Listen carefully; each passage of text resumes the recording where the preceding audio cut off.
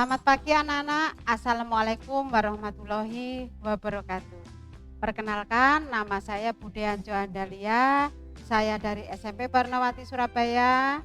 Kemudian mengajar bahasa Indonesia kelas 7, kelas 8, dan kelas 9. Anak-anak, sebelum Budian menyampaikan materi ini, marilah kita berdoa menurut agama kita masing-masing.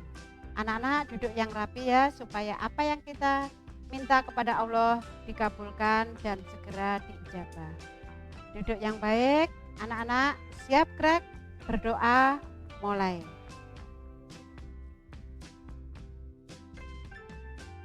Berdoa selesai. Anak-anak, saya hari ini ingin menerangkan mengenai buku fiksi dan buku non-fiksi. Anak-anak, buku fiksi dan buku non-fiksi ini ada di materi kelas 7, kelas 8, dan kelas 9. Yang kelas 7, buku fiksi dan non-fiksi ini dijabarkan lagi di kelas 8. Dari kelas 8 dijabarkan lagi di kelas 9. Untuk kelas 8 ada di bab 9. Oke anak-anak, kita lanjutkan ya. Next.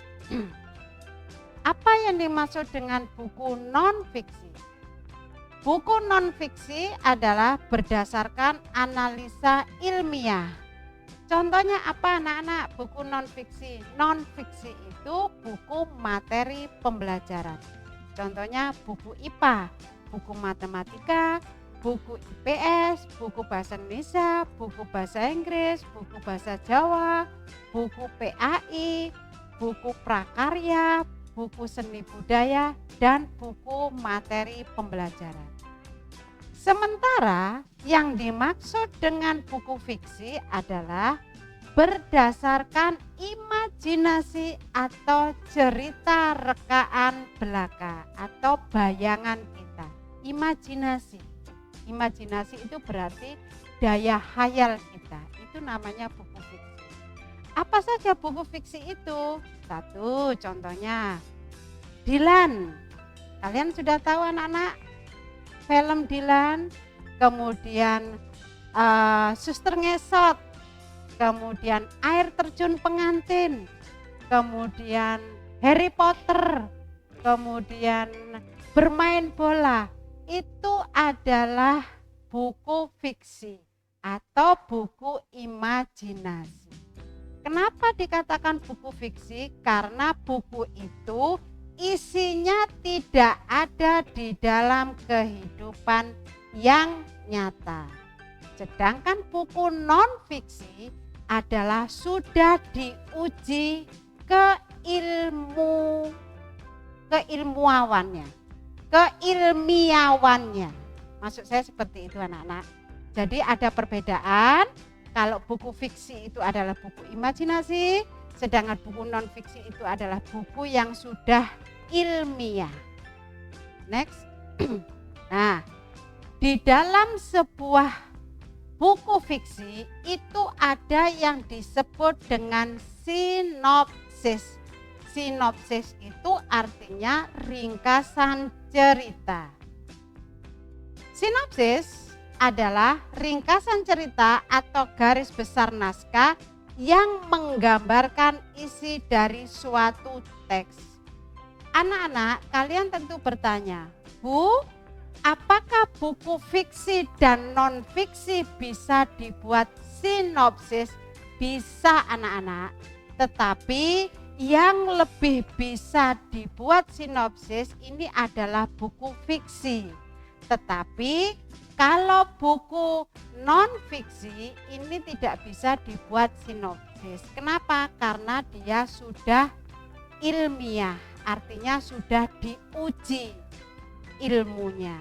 Paham ya anak-anak? Jadi yang bisa dibuat sinopsis itu adalah buku fiksi. Next. Nah, bagaimana cara menulis sinopsis? Yang pertama yaitu melakukan survei. Survei itu kamu melakukan sebuah percobaan, boleh melakukan sebuah kegiatan yang kamu ambil dari beberapa sumber.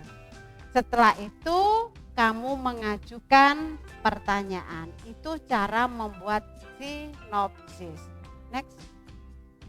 Kemudian kalian tentunya harus ingat bahwasanya buku fiksi dan non-fiksi itu ada unsur-unsurnya.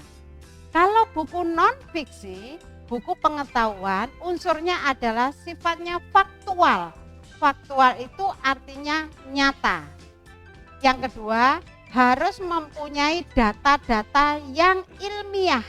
Data-data yang ilmiah itu artinya data-data yang konkret, yang nyata. Yang ketiga, harus mempunyai kronologi yang jelas.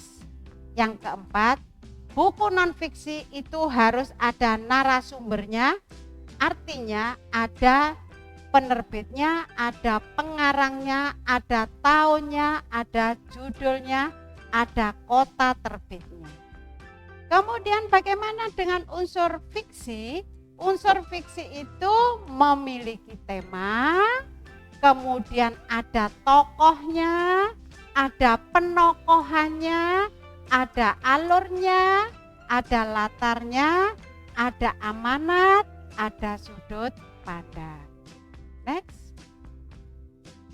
Nah, kalian lihat di dalam membaca sebuah buku, kamu harus sering mengulang-ulang bacaan tersebut. Setelah kamu membaca buku secara berulang-ulang, kamu baru bisa memberikan sebuah tanggapan atau review. Anak-anak, tidak semua siswa itu senang membaca.